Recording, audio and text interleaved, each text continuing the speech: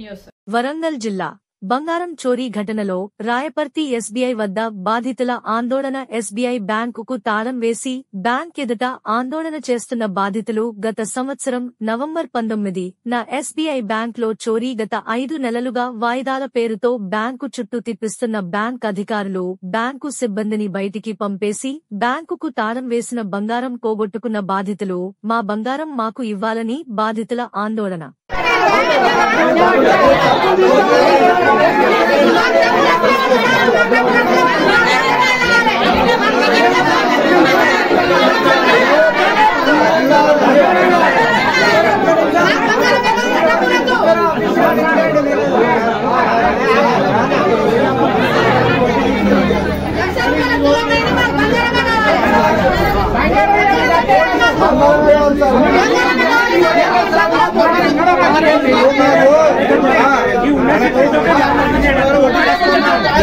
ఈ అప్డేట్స్ కోసం మా ఛానల్ ని సబ్స్క్రైబ్ చేయండి.